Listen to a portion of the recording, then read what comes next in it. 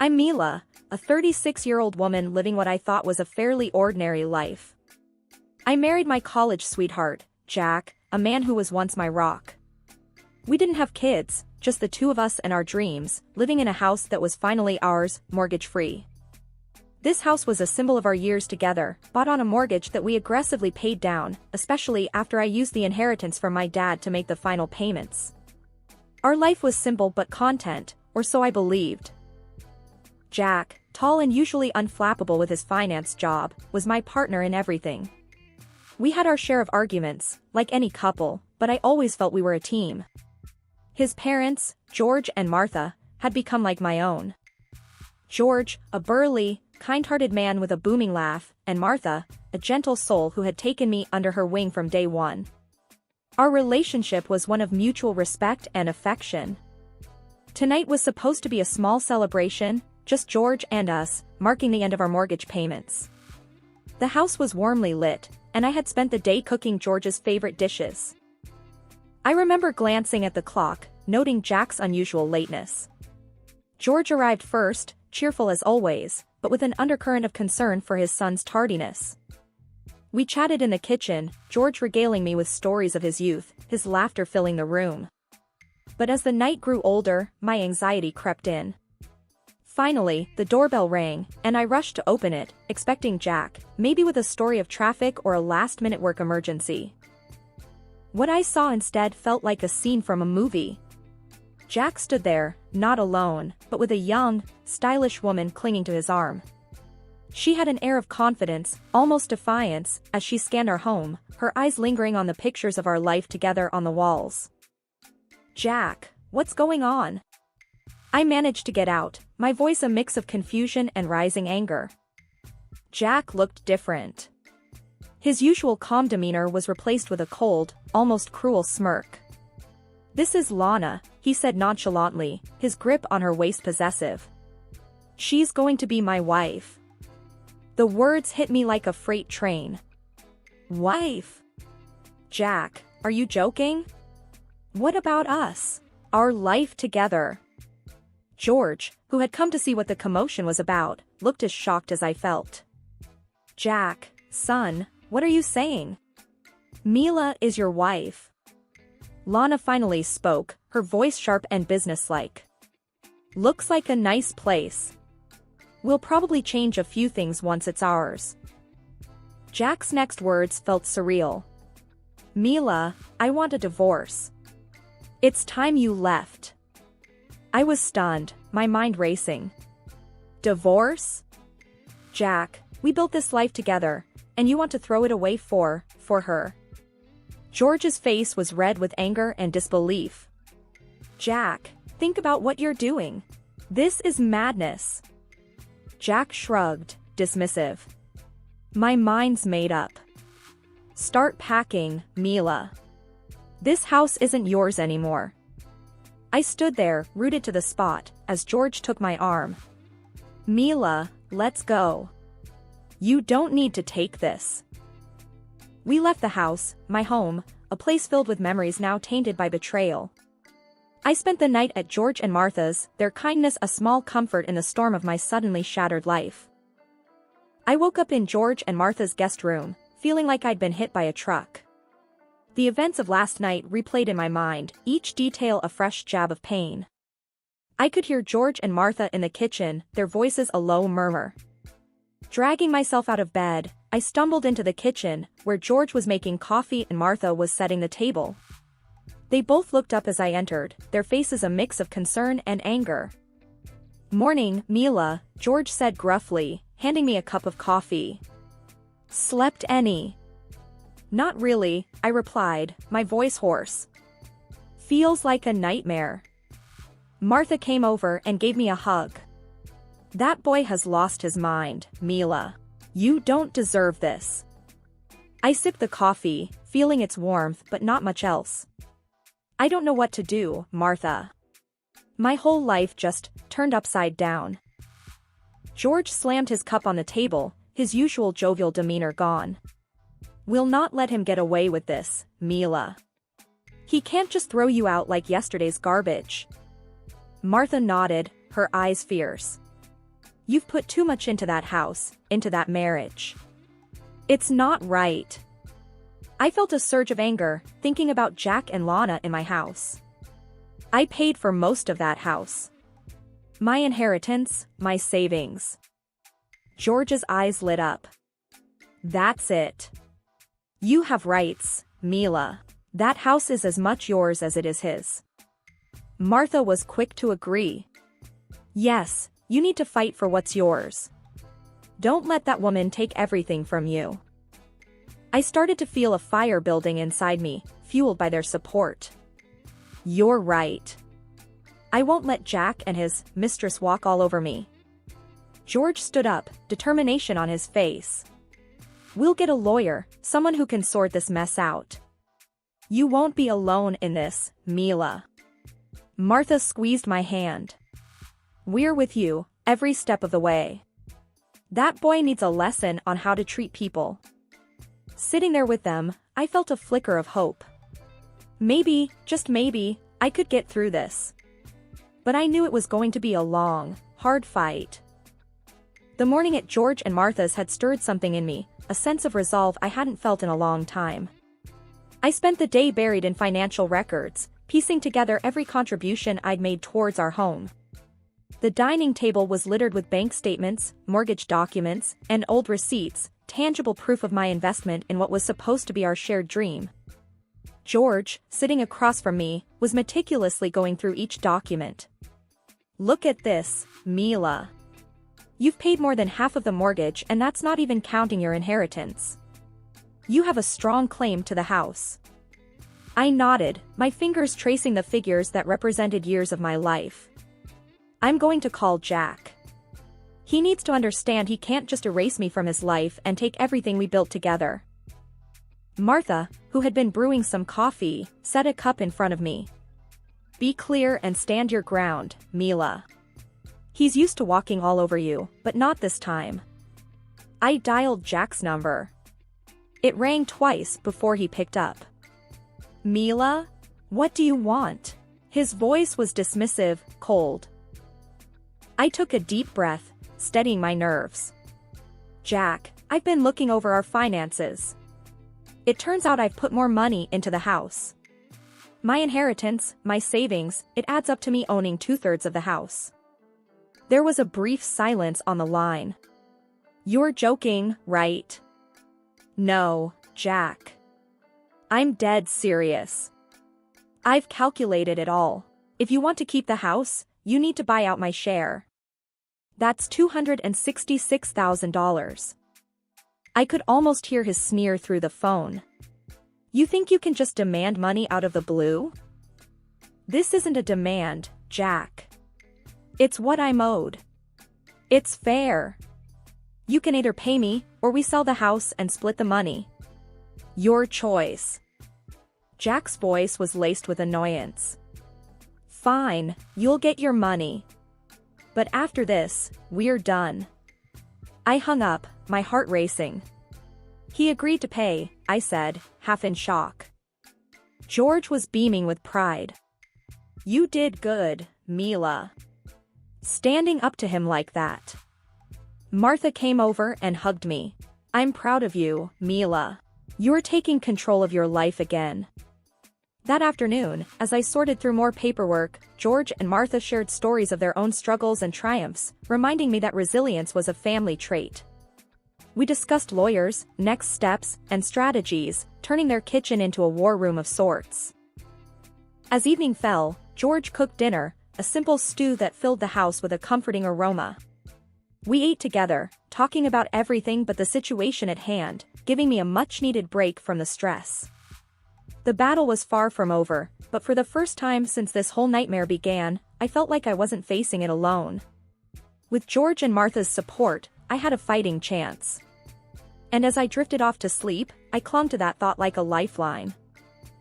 The morning of the divorce proceedings, I walked into the lawyer's office with a steely resolve. The office was cold and sterile, the kind of place where futures were dismantled and rearranged. Jack entered, his face in a motionless mask.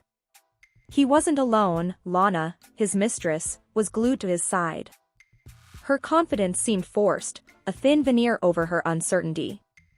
I could feel their surprise as they saw me sitting there, calm and composed. Before Jack could even find his words, I cut to the chase. "I'm pregnant, Jack." Jack's eyes widened, his composure slipping. "What? Pregnant?" Lana's face twisted from confidence to confusion and then to rage.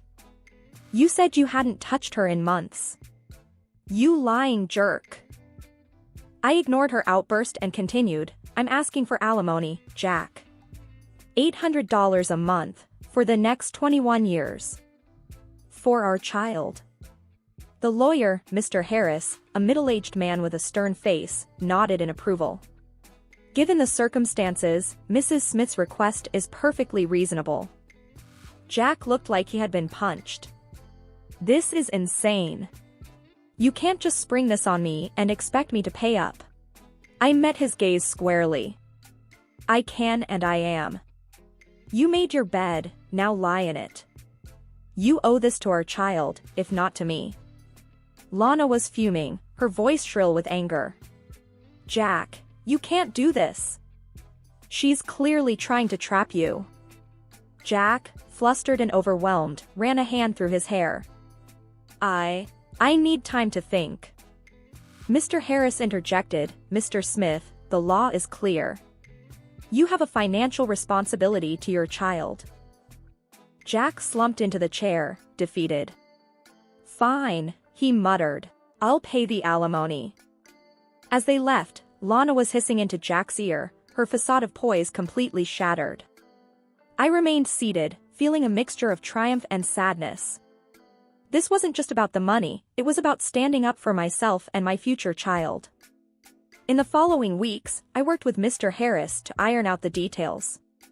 He was impressed with my resolve, often remarking on my newfound toughness. "You're not the same woman who walked into my office a month ago," he said during one of our meetings. I smiled, feeling a sense of empowerment. "I guess I'm not.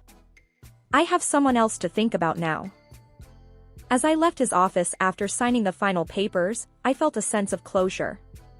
The battle was tough, but I had come out stronger. I was ready to face whatever came next, not just for me, but for my child as well. The future was uncertain, but for the first time in a long time, I felt like I had a say in it. After the tumultuous divorce proceedings, I found an unexpected source of strength in Jack's parents, George and Martha. We sat in their cozy living room, a stark contrast to the cold lawyer's office, plotting our next move. George, always a man of action, was pacing the room. "We need to show that scoundrel he can't just trample over our family," he said, his voice tinged with anger. Martha, ever the strategist, added, "We've got to be smart about this. We can't just barge in there and make a scene." I nodded, feeling a mix of gratitude and determination. "I agree. But what can we do? He's made his bed with Lana." George stopped pacing and turned to me. "What if we visit them? Regularly. Make our presence felt. Remind Jack of the family he's turning his back on." Martha's eyes lit up. "Yes, and it'll drive that little homewrecker up the wall. She won't like us being around, reminding her of what she's done." I couldn't help but smile at their cunning plan. "You think it'll work? Make her uncomfortable?" George grinned. "Oh, I'm sure it will. We'll be the most annoying, ever-present in-laws. She won't know what hit her." Martha clapped her hands together. "We'll start tomorrow. A nice, long, unannounced visit." The next day, we executed our plan. George rang the doorbell of what used to be my home, a big smile plastered on his face as Jack opened the door. "Son. We thought we'd drop by. Spend some quality time together," George boomed, stepping inside without waiting for an invitation. Lana appeared behind Jack, her smile forced. "Oh, what a surprise. And what is she doing here?" Martha breezed past her, adding, "She's with us. We just couldn't stay away. It's been too long." We spent hours there, talking loudly, laughing, and reminiscing about old times, pointedly ignoring Lana's growing discomfort. Every time she tried to interject or change the subject, George or Martha skillfully steered the conversation back. As we left, Lana's frustration was evident. She was fuming, barely managing a fake smile. In the car, Martha chuckled. "Did you see her face? She was about to explode." George was laughing too. "We're just getting started. That girl has no idea what she's in for." I sat in the back seat, a sense of satisfaction washing over me. It was a small, petty victory, but after everything that had happened, it felt good to take some control back, to push back against the injustice of it all. With George and Martha by my side, I felt stronger, ready to face whatever came next. A few weeks after our in-law intervention strategy began, I received unexpected news from Martha during one of our coffee chats. "Mila, you won't believe it. Jack's put the house up for sale," she said, her voice a mix of shock and satisfaction. I almost choked on my coffee. "What? Why would he do that?" Martha shrugged. "Seems like Lana can't stand us being around. She's pushing him to move." I pondered the situation, an idea slowly forming in my mind. "Martha, what if I bought the house back?" George, who had been quietly reading the newspaper, looked up. "Buy it back? You think that's a good idea?" I nodded. "Yes, but at a lower price. Jack's desperate, and I have the money from the settlement. It's perfect." Martha smiled slyly. That would be quite the turn of events. Imagine Lana's face if she knew. I contacted a realtor friend, explaining the situation and my plan. She agreed to help, ensuring my identity remained hidden during the negotiations. A week later, I sat with my realtor friend, discussing our strategy. Jack's asking for a high price, but we know he's desperate. "Let's lowball him." My realtor nodded. "I'll start the negotiations. He won't know it's you until the deal is sealed." The negotiations went back and forth for days. Finally, Jack caved, accepting a much lower offer than his initial asking price. My realtor friend called me with the news. "We got it, Mila." "He accepted the offer," she said, barely containing her excitement. I couldn't help but laugh. "I can't believe it. I'm buying my house back." The day we closed the deal, I met my realtor at the office. "You're now the proud owner of your old house," she said, handing me the keys. The day I reclaimed my house was a day of triumph. I stood outside the familiar front door, the weight of the keys in my hands symbolizing so much more than mere ownership. My heart pounded with a mix of excitement and apprehension as I prepared to face Jack and Lana one last time in what was once our shared home. Unlocking the door, I stepped inside. The sight of Jack and Lana, surrounded by boxes in the midst of packing, brought a sense of surreal finality. They both looked up, shock and disbelief etched on their faces. "What the hell, Mila? How did you get in here?" Jack's voice was a mixture of anger and confusion. I couldn't help but smirk. "Oh, didn't you hear? I'm the new owner." "Surprise!" Lana's face turned a shade of red, her eyes wide in shock. "You? This has to be some kind of sick joke." Crossing my arms, I leaned against the door frame. "No joke, Lana. I bought the house. It's mine now, and you two are trespassing." Jack's face contorted with anger. "This is low, even for you, Mila. You think you can just waltz back in here and take over?"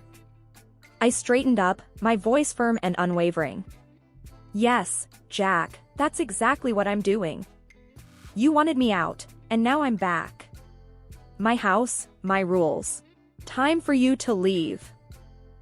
Lana, fuming, spat out, "You can't do this. We have rights." I walked into the living room, standing my ground. "The only right you have right now is to walk out of my house.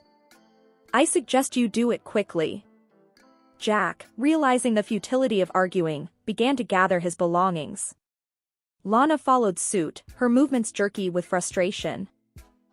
As they left, Lana hissed at me, "You haven't won anything, Mila." Watching them leave, I felt a surge of empowerment. This house, which had witnessed the rise and fall of my marriage, was now a symbol of my resilience. It was a battleground where I had emerged victorious. After the door closed behind them, I walked through the empty rooms. Each space echoed with memories, both good and bad, but now it was time to make new ones. I envisioned the house filled with laughter and love once more, a sanctuary for me and my future child. Sitting down in the quiet living room, I allowed myself a moment to take it all in. I had come full circle, but this time, I was in control, a victor reclaiming her kingdom.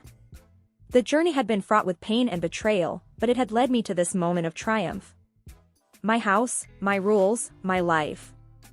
I was ready to start anew, stronger and more determined than ever. One afternoon, as I was arranging the nursery for my soon-to-arrive baby, there was a knock on the door. I opened it to find George and Martha, beaming with smiles. "Mila, dear, how are you holding up?" Martha asked as she stepped inside, her eyes taking in the changes I'd made. "I'm doing well, Martha." "Getting ready for the baby," I replied, leading them into the living room. George, carrying a bag of baby clothes, chuckled. "This little one is going to be spoiled rotten by us, you know that, right?" I laughed, the sound bright and genuine. I wouldn't have it any other way. As we sat, chatting and laughing, another knock came at the door. This time, it was Jack. He looked different, worn out, a little defeated. "Can we talk, Mila?" Jack's voice was low, lacking its usual confidence. I hesitated but nodded, stepping outside to talk to him privately. I messed up, Mila," Jack started, not meeting my eyes. "Lana left me. I'm broke, and I was hoping." I cut him off, my voice steady. "Hoping for what, Jack? For me to take you back? After everything?" Jack's face crumpled. "I know I don't deserve it, but I have nowhere else to go." I looked at him, the man I once loved, now just a stranger filled with regrets. "Jack, I've moved on. I'm starting a new life, for me and my baby. You need to do the same." He nodded slowly, the reality of the situation sinking in. "I understand. I'm sorry, Mila." As he walked away, I felt a closure I didn't know I needed. Turning back to the house, I saw George and Martha watching through the window, their expressions a mix of concern and support. "He won't bother you again, will he?" George asked as I walked back in. I shook my head. "No, he won't. I made it clear." Martha hugged me. "You're so strong, Mila. We're so proud of you." Sitting back down, surrounded by the people who had become my true family, I felt a sense of peace. The journey had been long and fraught with pain, but it had led me here, to a place of strength and new beginnings. The future was uncertain, but it was mine to shape, and I looked forward to every moment of it.